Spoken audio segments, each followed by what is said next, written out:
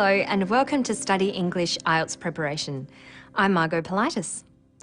Today we'll look at some aspects of discussing a topic, which is something you are expected to do in Part 3 of the IELTS speaking test. In Part 3 of the speaking test, you participate in a two-way discussion to test your ability to discuss a topic in depth in a number of ways. These may include speculating, comparing and contrasting, or identifying a trend. The speaker in the next clip identifies a trend. What is the trend? The fastest growing area of identity fraud is in internet services, such as people breaking into internet banking accounts, credit card fraud over the internet, people using fraudulent credit cards, fraudulent identities to essentially break into other people's accounts and essentially steal their money. The trend he's identified is the fastest growing crime in the world, identity fraud. If we listen further, he explains why it's a problem. The traditional way to protect internet banking and other secure applications is through passwords and PIN numbers. And these are totally inadequate in an area where identity-related fraud is growing at such a high rate. He tells us it's a problem because the traditional ways to protect internet banking are inadequate. But he has a solution. Let's hear what it is. What we've actually developed here is a technology that allows us to analyse a person's voice, a person that is actually sitting at their computer screen, accessing a secure website. We're able to analyse their voice in order to confirm that they actually are who they say they are. Big Bird. Congratulations, you have been successfully verified. His solution is to use technology which produces a voice signature. He demonstrated 3 of the language functions which are used to assess your communication skills. He identified the issue, that identity fraud is a problem, and then explained why it's a problem. The 3rd language function was providing a solution. He talked about what could be done to prevent identity fraud. Now let's listen to this woman responding to the question, what makes a person famous?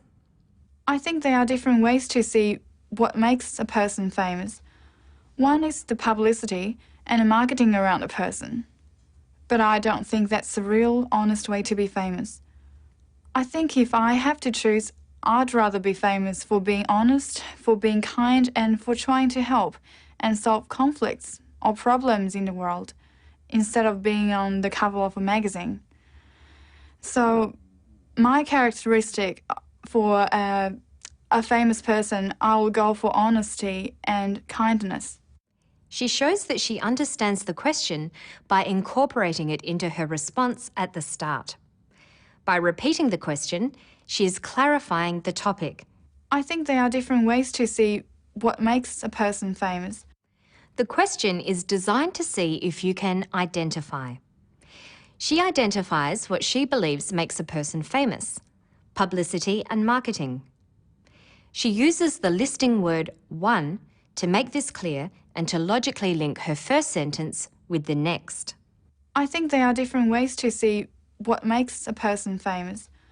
One is the publicity and the marketing around a person. Having identified what makes someone famous, she then shows that she doesn't agree with this idea. The disagreement is expressed through the word but, and she logically continues by saying why she disagrees. One is the publicity and the marketing around a person. But I don't think that's the real, honest way to be famous. She develops and expands her ideas further by justifying her opinion, advising her listener by using the conditional if I have to choose. She then expresses her preference by using a modal, I'd rather. I think if I have to choose, I'd rather be famous for being honest, for being kind, and for trying to help and solve conflicts or problems in the world. She contrasts her idea of what she believes a person should be famous for with the idea she suggested originally. She links these two ideas appropriately using instead of. I'd rather be famous for being honest, for being kind, and for trying to help and solve conflicts or problems in the world, instead of being on the cover of a magazine. She rounds off her answer by summarising concisely her idea of what makes a person famous. She uses the conjunction so to make this final statement. So, my characteristic for a famous person, I will go for honesty and kindness. So she clarifies, identifies, disagrees, gives an opinion, advises, shows a preference, contrasts ideas, and summarises.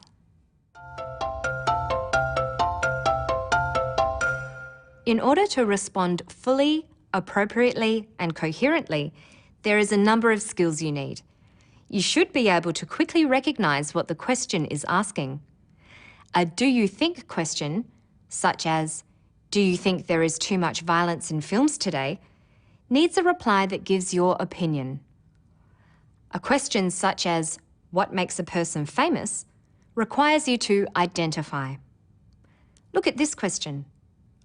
Why do children like eating fast food? You may have an opinion about this, but before you give it, you might explain and give reasons why children eat fast food. It's very likely that you will be asked to compare things with a question such as, what are the differences between urban and rural homes in your country? Another thing the examiners are looking for is the ability to speculate or say what might happen with a question such as, what kind of transport will people use in the future? Now let's look at part of a professional discussion, a television interview with an expert on diet. Do you think that some people put on weight more easily than others? Oh, that's definitely the case. We do know that there are genetic differences in how easy it is for people to put on weight. That's not necessarily related only to their metabolism. It may also have to do with how much they are driven to eat. And so the degree of appetite control is better in some people than others. And it's got nothing to do with willpower. It's just the way people are wired. She was asked for her opinion with the question, do you think that some people put on weight more easily than others? Being an expert, she gives it quickly and decisively. Oh, that's definitely the case. She means that she completely agrees with the idea that some people put on weight more easily than others. She goes on to give the reasons why she believes that.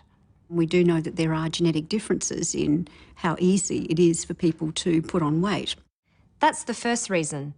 Some people put on more weight from the same amount of food because they're born that way. There are genetic differences. But there's another reason. Listen to the way she develops this. That's not necessarily related only to their metabolism. It may also have to do with how much they are driven to eat. That's not necessarily related only to their metabolism. Metabolism is how your body responds to food. The important words are not necessarily related only to. This means that metabolism is not the only reason people put on weight. Another reason may be how hungry people are, how much they are driven to eat. Notice she introduces this idea with the word may. This means this time she's not completely certain that this is the case. Listen again. That's not necessarily related only to their metabolism. It may also have to do with how much they are driven to eat. She concludes with a hypothetical example using if. So that if you put some people in a situation where there's a smorgasbord, some people will be able to control exactly how much they need to eat. And some people don't have an off button, do they? And some people don't have an off button. That's all for now. To find more information about Part 3 of the speaking test, visit our Study English website. Good luck with your studies. Bye for now.